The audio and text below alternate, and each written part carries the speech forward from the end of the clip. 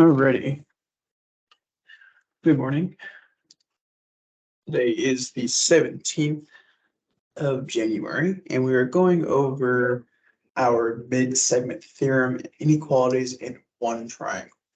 Okay, so that's what our topic is for today.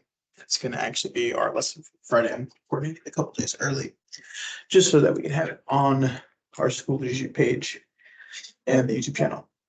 Okay, so the first thing here is we have a key point. And in this key point, we are going to have and start off with midpoints.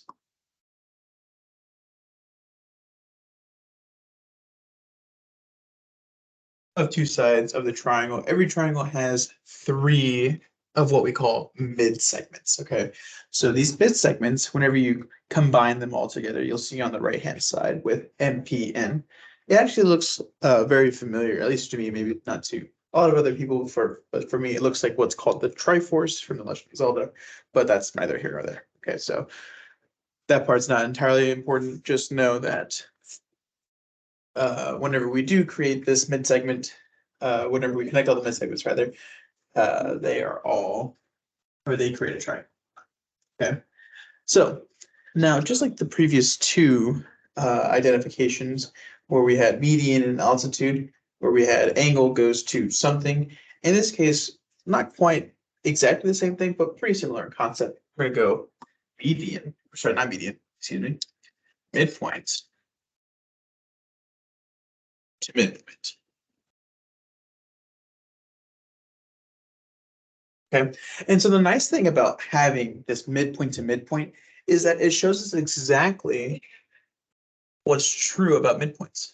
Here we know that these two are congruent because, well, N is the midpoint of segment AC. And the same is true for M and P, for AB and BC respectively. Okay, so in this instance, we know exactly, well, I know AN has to be congruent with NC, and AM has to be congruent with MB, and so on and so forth. So that's a nice kind of thing for us in this problem here. And so the approach that I want us to take here, whenever we're talking about more of this stuff, is what we'll see in an example here. So example one, in a triangle JKL, show that midsegment MN is parallel to segment JL, and that segment MN is equal to 1/2 of segment JL. Okay, well, this is a multi-part kind of question. First, we need to find the midsegment MN is parallel to JL, and we need to show that MN is equal to 1/2 of JL. Okay, so we'll start with our parallel first. And when we start with our parallel, I want us to really remember what parallel means. So when we see this word parallel in the sense of coordinate geometry, we need to think of same slope. So whenever we're looking for our parallel answer here, we need to find the slope of MN and the slope of JL. Of course, this is slope, just to make sure that there is no confusion here. So the slope of MN here, of course, is rise over run. In this case, from M to N in our diagram here, we have a rise of 1 unit, but because we're moving downward from left to right, it's going to be a negative unit, -1 unit. And our run is spanning from -4 to 0, which means we have 4 as our answer here. Of course, that's already simplified all the way through. We don't have to do anything with it, so that's fine. But then we look at JL. JL has a rise of 2, but just like MN, because it's going downward, it's going to be negative. From -6 to +2, that's a difference of 8. I'm going to simplify this down, and we get -1/4. So now we've shown that they are parallel. That's good. The next thing we're going to do is we're going to show that MN is equal to 1/2 of JL. And the way we're going to do that is by distance.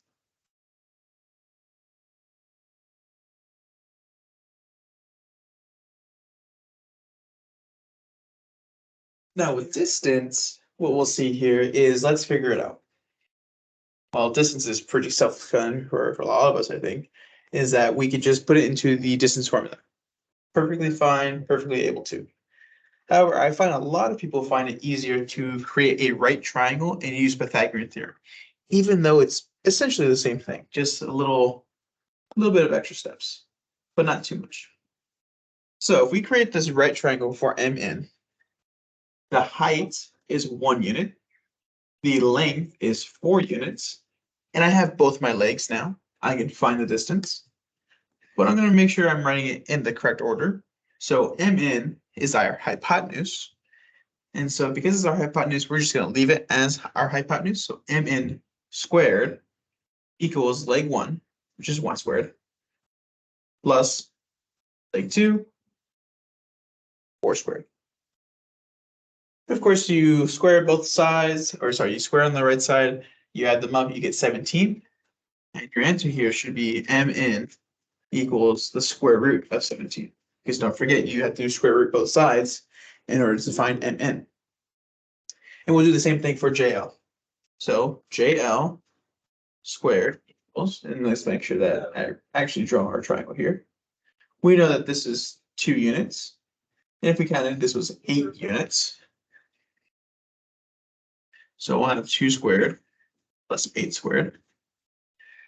8 squared is 64, 2 squared is 4, add them together, we get 68, which therefore means that JL equals the square root of 68. Now, at first glance, we might think, well, this can't be. There's no way. There's no way that this is 2 times as great. Okay, and that's where we have to do a little bit of algebra manipulation. Okay, so if we take this answer of the square root of 68, and we're going to do some radical simplification. Okay, so we're going to take this answer, draw an arrow that way, and let's think of the factors of 68. Well, there's 1 in 68, there's 2 in 34, there's going to be 4 in 17, and then I think that's actually it. I don't think there's any other ones, because 3 doesn't work, 5 doesn't work, of course, 6 is not going to work, 7 does not appear to work, 8 doesn't appear to work. So I think that's pretty much it. And so whenever we look at that, we got to remind ourselves, what does it mean to take a square root of something? It means that you're going to break down to figure out which value multiplies itself to get that value. So we can very well plug these both into a calculator and be able to solve it that way. But if we use this manipulation, we might even be able to solve it faster than what the calculator can do. So if we manipulate it, we want a perfect square. Now, out of those 6 factors, 1, 2, 4, 17, 34, and 68, out of those 6 factors, there's only 2 perfect squares in there. There's 1, which is kind of useless to us, and then there's 4. Well, because we have 1 and 4, and 1 is useless. Let's go ahead and break it down into 4 and 17. Notice that I did not do anything wrong here. All I've done is said that 68 is equal to the same thing as 4 times 17 under the square root, which are the same thing.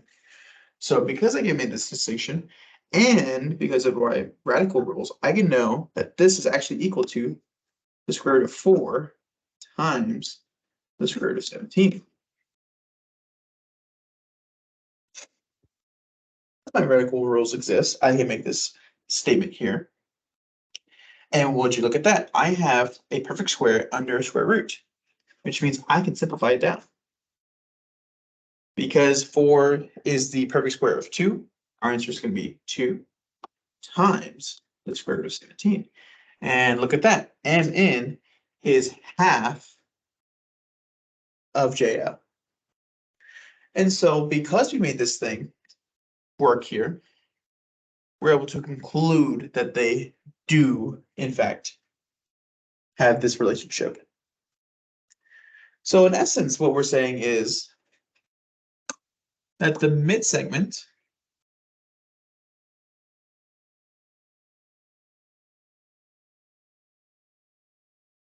is half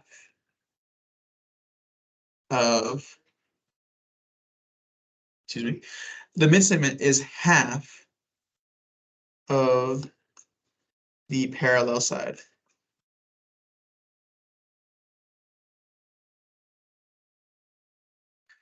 Which, interesting enough, I think is rather odd because there's another way to solve this.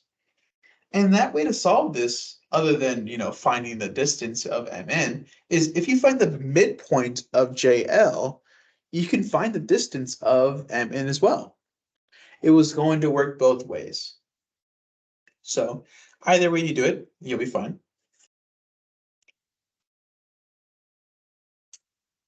But that's that first problem. Here in the second problem, we're doing pretty much the same thing. Okay, so of course, we're going to find our midpoint is parallel to RS. Then we're going to find that MN is half of RS. So we're doing this somewhat quickly because I know this is not entirely that much difficult. But if we're looking here, we know that our parallel side, we know RS is going to be 1. And we also know that MN is going to be 1 as well. So they both have a slope of 1, which means that they're parallel. So that's good. But then we're going to find our distance.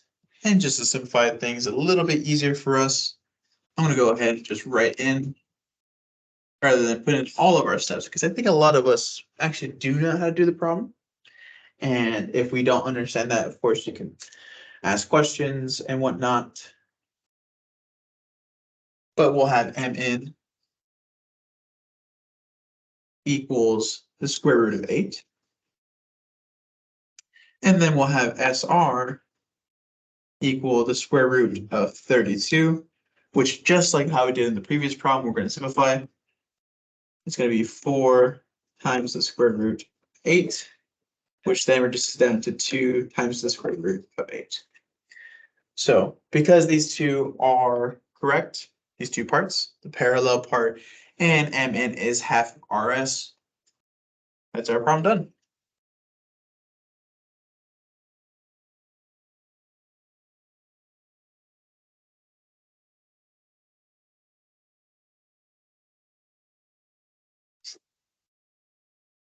Okay.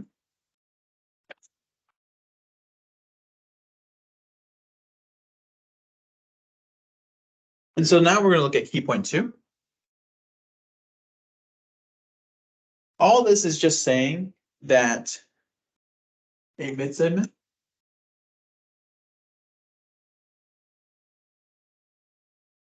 will always, okay, that word says always be parallel with the side.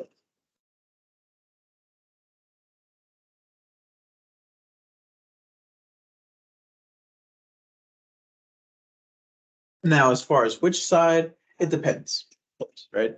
We have this example here, DE. Well, DE is, of course, going to be parallel to AC, because not only does it show the triangles, but I mean, look at the orientation of it. I mean, it just makes sense to say that those are going to be parallel. Okay. Of course, in geometry, we're not supposed to assume, but for this purpose, I'm going to say that anytime that we have a midsegment like so, definitely want to think about that bottom side. Okay. And so using that practice here, example 2, right? We already knew the first key point. We had shown the first key point. And now we're going to employ the second key point here. So the triangles are used to string in the roof trusses. In the diagram, UV and VW are midsegments. So let's go ahead and mark those. So UV is here, and then VW is here. Are midsegments of RST, triangle RST. And we're trying to find the value of UV and RS. Okay, so what we're looking for is going to be looking for UV. and we're looking for RS right there. And so the way that we're going to do this is we're going to use that equation that is given to us in theorem 6.8, the previous theorem. The theorem states that we're going to have a midsegment, whichever midsegment, equals 1/2 of side of is what we'll say.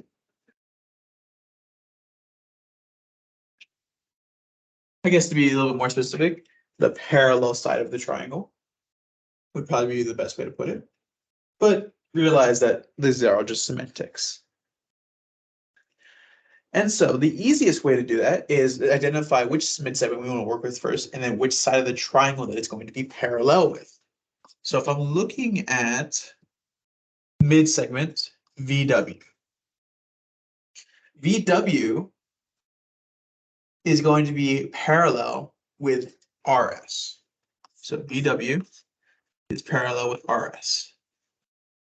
Because they are parallel with each other, we know that VW is equal to 1/2 of RS. Well, we already know what VW is. VW is 57 equals 1/2 of RS. RS, of course, is what we're looking for. So we'll go ahead and move that 1/2 on both sides. And we're going to get RS as a value of 114. But be careful, it gives us the units. So it's going to be 114 inches. That's the first part. Then the second part is we know that UV is going to be parallel with RT. And so we're going to do the exact same process. UV is our mid segment here.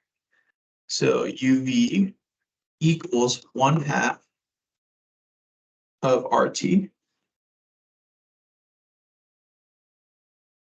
Well, RT we do know the value of.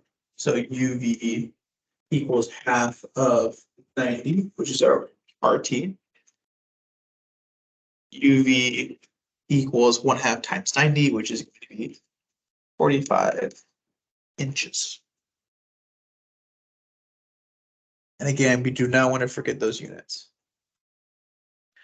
And so if I had to write this in a sentence, kind of rationalizing all of my answers here, this is what I would say. I'm going to just do one of the examples. So I'm going to write rationale right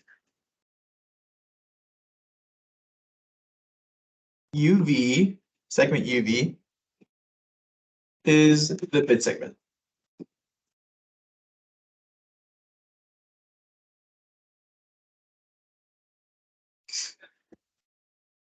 So that's our first point. UV is the mid segment. Because it's our mid segment, we know it's going to be parallel with something. So we'll say UV is parallel with RT. Good. So now I have met those first two criteria in our 6.8 theorem.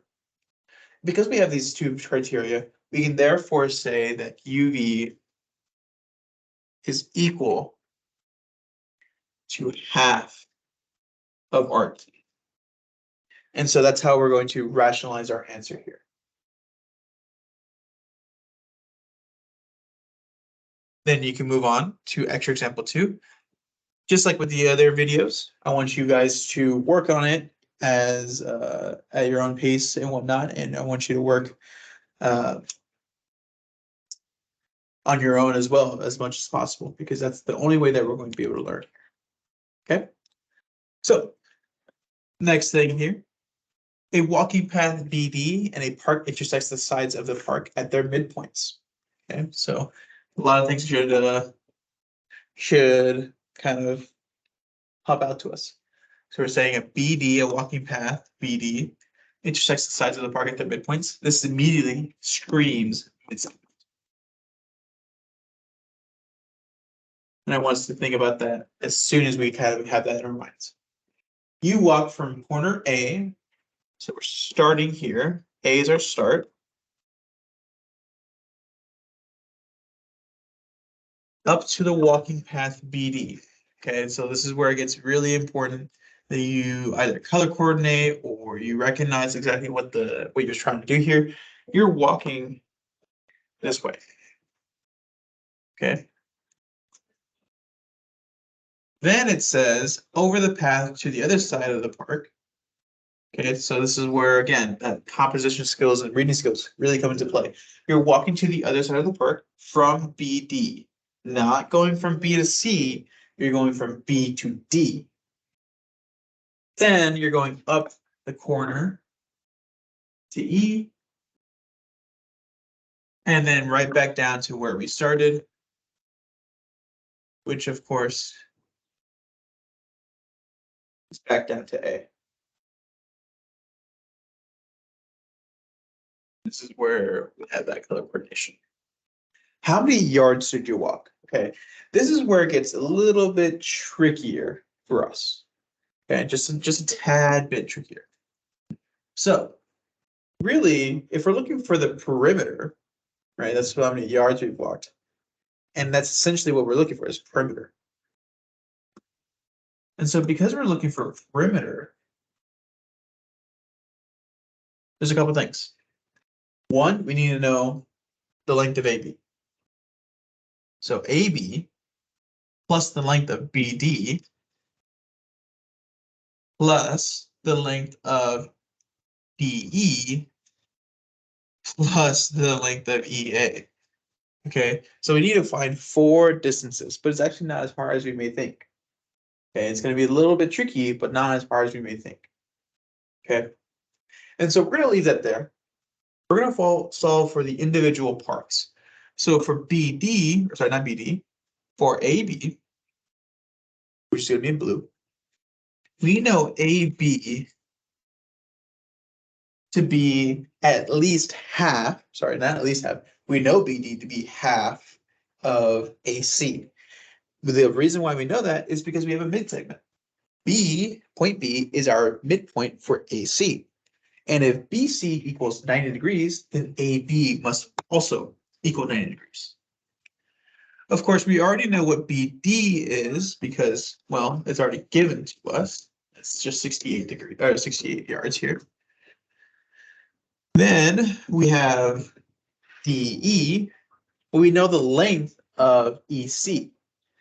Well, if I know, again, that D is our midpoint of EC, then that stands to reason that ED must equal DC.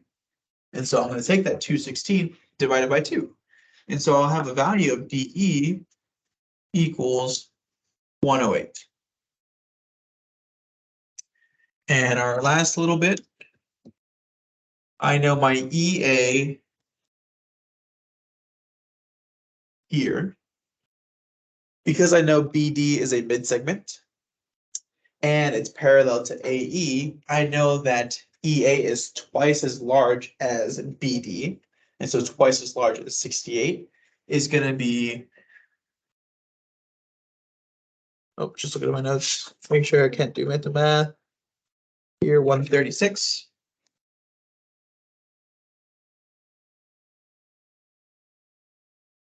And so now that I have found every single one of those, I'm just going to add them up. So I'm going to replace all of these values in our perimeter equation here. So 90 plus 68 plus 108 plus 136 equals P, the perimeter. Making sure that we have that equation because beforehand I had an expression of the equation. And when I add them up, whenever I add them up, I find that P, the perimeter, is 402 yards. Which means that you walked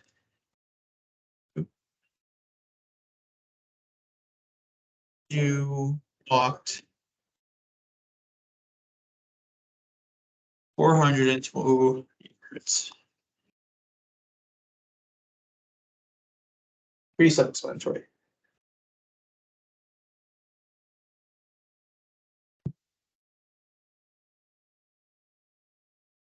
we'll move right along here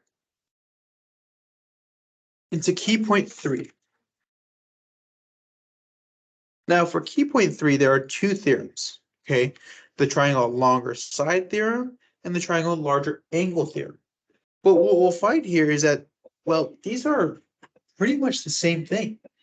And so if we look at the first, right, we are saying that AB is the larger of the angles. Okay. So if we know that AB is 8, the larger angle, that means the corresponding opposite angle is also going to be the larger angle.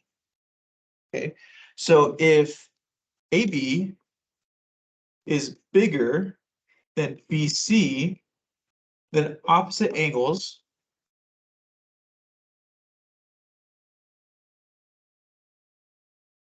are the same. And so in this example here, since AB is 8 and BC is 5 here, that means the opposite angle, angle C, is greater than the opposite angle of BC, which is angle A. Okay. But it works the other way around as well.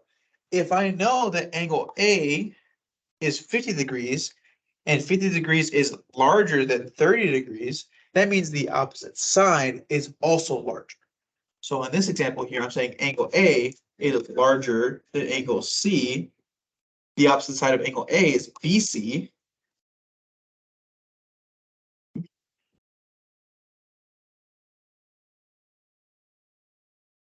Which is greater than the opposite side of angle C, which is AB.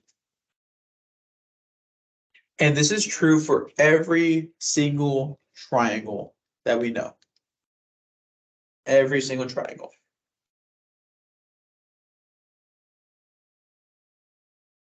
So if I had to put this in some short, succinct words, I would say this. I would say that larger side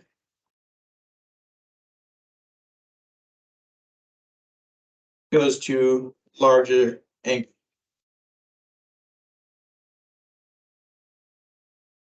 Larger angle. But then the smaller angle goes to smaller side.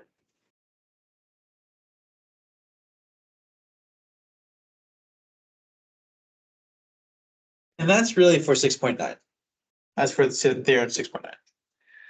And then for theorem 6.10, it's going to be very, very similar, but not quite the same. Where we're going to say a larger angle goes to larger side. And then the same thing is true the other way. Smaller. Just realized that red, smaller angle, that's actually for our 6.10 theorem. And even then, I look at the bottom, I spelled smaller wrong. Oh man, I'm having a rough day apparently. But right, just some funny things. But yeah, we'll go ahead and erase that. Let's just be very clear on exactly what we're looking for. I'll finish off the blue part first. So smaller angle goes to our smaller side. Now backtracking to our theorem 6.9, we have the smaller side going to the smaller angle. Okay, so sorry for the confusion if there was any. Again, you can ask questions when appropriate in our class time. Okay. So now we'll put it into practice. You are constructing a stage prop that shows a large triangular mountain.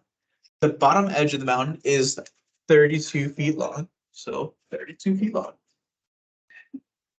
The left slope is about 24 feet long.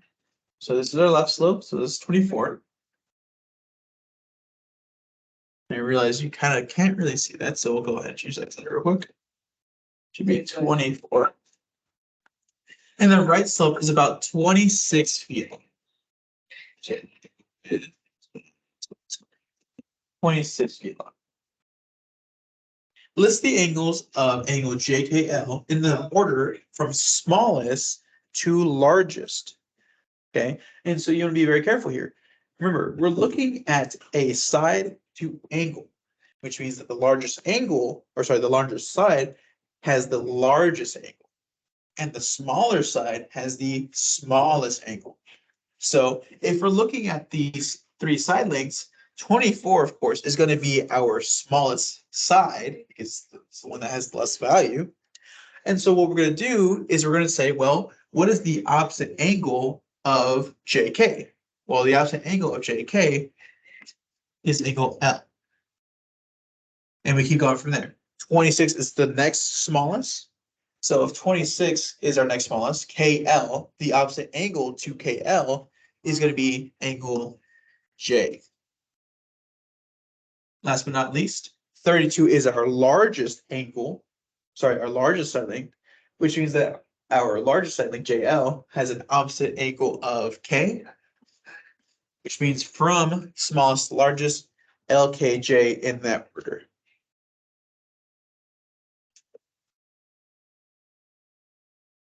Okay. Pause it, figure it out for yourself, and then we'll come back. Here we have three segments already given to us with values. Of course, 11 is the smallest of the three values. CB has an opposite angle of angle A. So angle A is first in our order. CA equals 12, which is the next smallest, which means that the opposite angle to side CA is angle B. And just to finish it off, BA has a value of 13. That BA's opposite angle is angle C, which means that we have this order here for our smallest largest.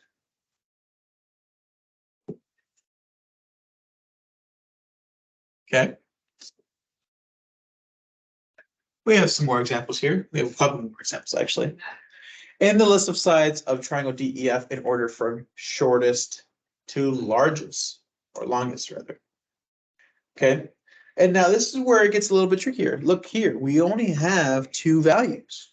But remember that we have what's called the triangle sum theorem, which allows us to say that every triangle has an interior degree measure of 180 degrees.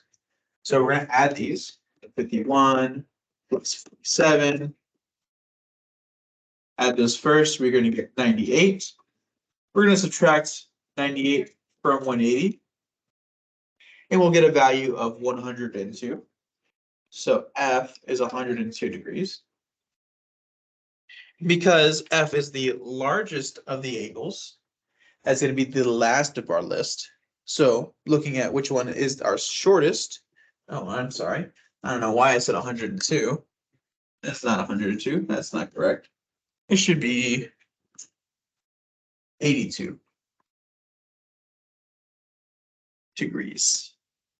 Again, just making a lot of mistakes today. That's okay. As long as we catch them and we correct them. All good. Okay. So now that I know this, that 82 degree angle is still the largest of the angle, so I wasn't wrong there necessarily. But we're going to list all of these segments in the correct order.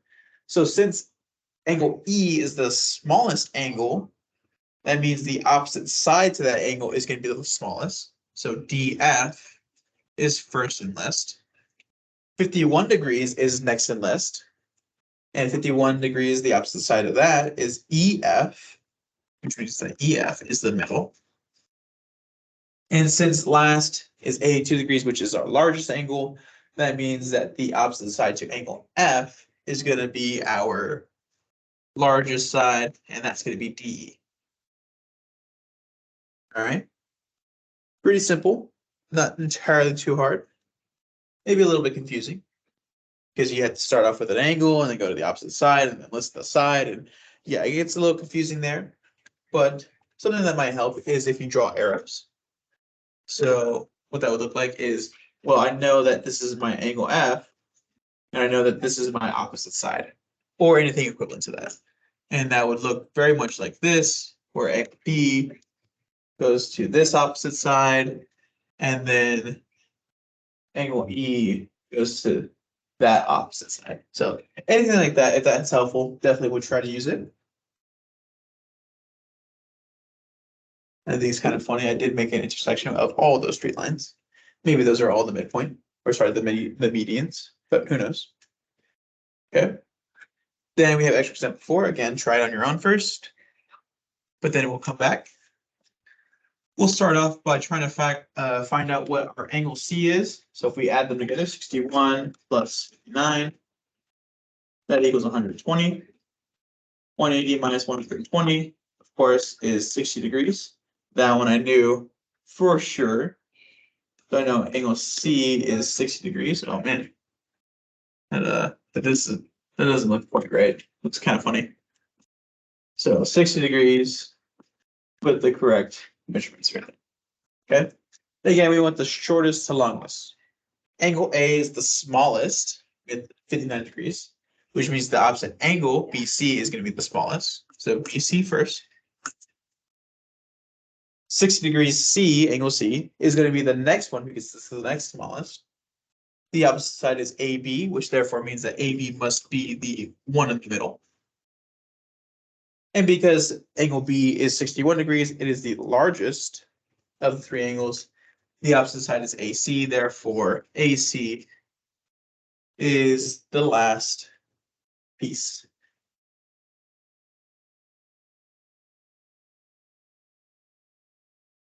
Okay. Now, this is our last key point, our last theorem of Unit 6, so hooray for some of us, I'm sure. But what this is essentially saying is, well, any combination of adding any of the sides is going to be greater than the next one. So for instance, if we're saying AB plus BC, like in this first one right here, it must be equal, or sorry, it must be greater than AC. But notice that we've done every single other combination. We do AB plus BC, then we do AC plus BC, and then we do AB plus AC. So we can only have a triangle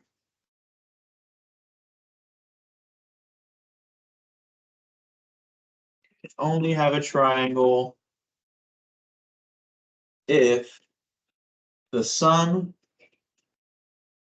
of two sides is greater than the last side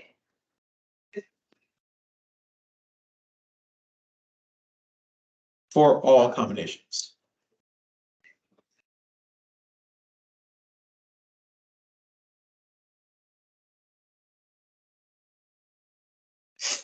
Okay, I would definitely write that down.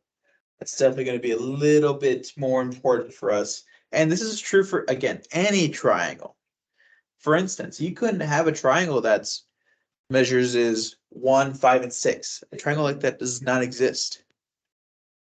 However, if you do figure it out that you can make a triangle out of 1, 5, and 6, if you do that, I would definitely contact somebody in the math world and say you broke math. Because if you do, man, I can't even fathom what would happen. You'd probably, I don't know, you'd probably win some sort of award, but the likelihood of that happening is probably very slim to none. Okay.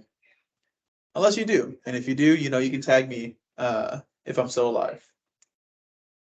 I don't, I really don't think it's gonna happen ever. But if it does, that'd be really cool. Okay. So with this newfound knowledge, okay, we're gonna look at example 5. A triangle has one side length of 14, another side length of 9, And it tells us to describe the possible lengths of the third side. Well, we are in a bit of a pickle here, right? Well, first off, I can't visualize this. So let's try it. Let's go ahead and draw it. So we have a triangle, and we won't specify exactly like, oh, I know this one is 14 because it's the largest side or anything like that. Just arbitrary. Just let it be. Okay, so this is 14, we'll just say, and this is 9, we'll say. But we're looking for whatever this other side length is. Okay. And so we need to describe the possible lengths of the third side. Well, if you're just like me, I have no idea what that means, really. I got no clue. Okay. But again, let's think about it. We need to have every combination that makes it to where the third side, when added with one of the other sides, is going to be greater than that last one, or greater than the side that's not added. So in order for us to do that, what we could do is set it up like this. We're going to have a section called subtract. Then we're going to have a section called add. And well, we're going to do exactly what it sounds like. We're going to take, in our subtraction, we're going to take the larger of the sides that we currently have, which is 14, and subtract 9.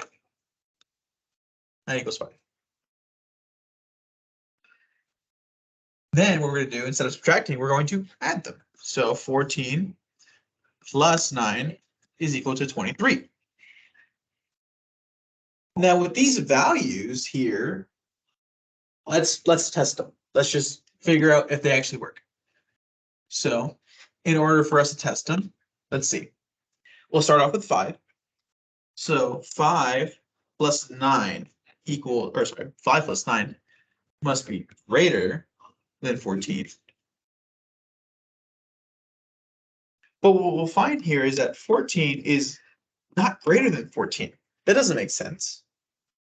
But what will make sense is, what if I put 5.1 plus 9 is greater than 14?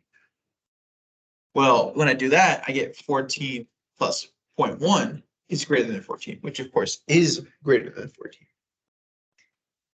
And that makes us a little perplexed. Well, if 5 doesn't work, but 5.1 works, then what about 5.2? What about 5.3? And so on and so forth. And ideally, what you would do here is you would do each combination. And so if I do each combination, let's say I do 5.1 plus 14 equals 9, or sorry, it's greater than 9. Well, just by knowing we have 14 involved there, we know for sure it's going to be greater than 9. But just saying we have 19.1, it's greater than 9. Good. And then we'll do it the other way. 14 plus 9 is greater than 5, which of course is correct. We have 23 is greater than 5. And so because those three combinations work, we know that 5 is potentially going to be an answer here, but not necessarily 5, anything greater than 5. And we'll see exactly what I mean in a little bit. So we have everything greater than 5. Then we do the next part. Let's try 23 next. Well, if I do 14 plus 9 is greater than 23, we're going to find ourselves in that same pitfall. 23 is, well, not greater than 23 here. Right? That doesn't make sense. And so this is where it gets a little bit trickier for us. Do we go up or do we go down? Well, 14 and 9, we can't change. We already have 14 and 9. So it doesn't make sense for us to say to change it. But because we found 23 on our own, we could change it. So instead of 23, let's put instead 23 is greater than 22.9. And that is correct, right? We know 23 is greater than 22.9. And so we're going to take the same approach. 22.9, we'll add it to 14. And of course, is greater than 9. Then we'll do 9 plus 22.9. And that, of course, is also greater than 14. And so what we're saying here is we can be greater than 5 and I guess less than 23. And if you're a little confused, that's perfectly fine. But this does make sense. Okay. And so our final real answer here is going to be 5 is less than or sorry, not equal to, less than x less than 23, where x is the length of the third side. What this inequality is telling us is that the third side could equal anything greater than 5 so long it is less than 23. So it could be 5.0 repeating 1 at the end and still work for our triangle. It could be 2.999 repeating for infinity and still work for our triangle. But as soon as it crosses that 5 and then 23, it does not work. It falls apart. So anything less than 5, anything greater than 23, or equal to those two values, not going to make sense, not going to work. Okay, so our method for solving this problem is going to be doing this adding and doing the subtracting here. Okay, but then we're going to solve it like so, or we're going to answer it like so. So for extra example 5, it should be really, really simple actually. Okay, again, take that time for yourself, figure it out. But just like any other problem, you definitely want to make sure you are drawing a picture. So this is 15, this is 6. Describe the possible lengths of the third side. We're going to leave it as an inequality. We're going to start off with subtraction. So subtract, add. We're going to take the largest of the value, 15 minus 6. That's going to equal 9. And then add 15 plus 6 is 21, which means our inequality answer is going to be 9 is less than x, which is less than 21. And that's it. That's all we got to do. Now for example 6 and extra example 6, these are very similar problems to the previous two problems. However, now we're trying to basically just say whether or not this works. And so because we need to figure out if it works, we need to do those combinations. So here we're going to do 4 plus 9 is greater than 10. 9 plus 10 is greater than 4. And 10 plus 4 is greater than 9. And we're going to solve it like this. 4 plus 9 is 13. 13 is greater than 10. That's good. 9 plus 10 is 19, which is greater than 4, which is good. 10 plus 4 is 14, which is greater than 9, which is good. So, because each combination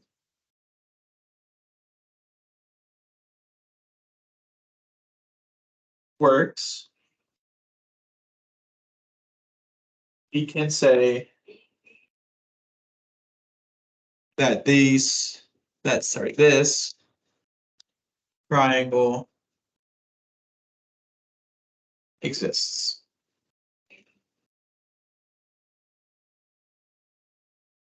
All right. Extra example 6, again, right at your, do this on your own. But because we have two parts to this, we're going to do the same thing. So 8 plus 9 greater than 15. 9 plus 18 greater than 8. 18 plus 8 greater than 9. And so you set it up. We get 8 plus 9 is 17, which of course is not greater than 18. Realistically, if you found this part right here, 17 is greater than 18, you can stop right there. You don't even have to do the other two parts. Because we have this mismatch of inequality because 17 is less than actually less than 18, then it follows to say that this triangle does not exist. So the triangle does not exist. All right. And then our reason, of course, is because 17 is not greater than 18. Okay. We'll do the same thing for the next problem. Go ahead and change the color a little bit. I don't want red all the time. We'll have blue. And again, you'll set up exactly the same. 5 plus 7 equals, greater than 12. 7 plus 12 greater than 5. 12 plus 5 greater than 7. And so we look at this first one, 5 plus 7 is 12, which is greater than 12. Of course, this does not make sense, because it does not make sense. It means that we don't have a triangle that exists with these values.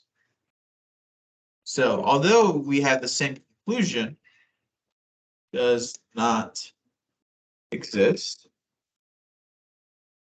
12 is not greater than 0. 12 is not greater than 12. Okay.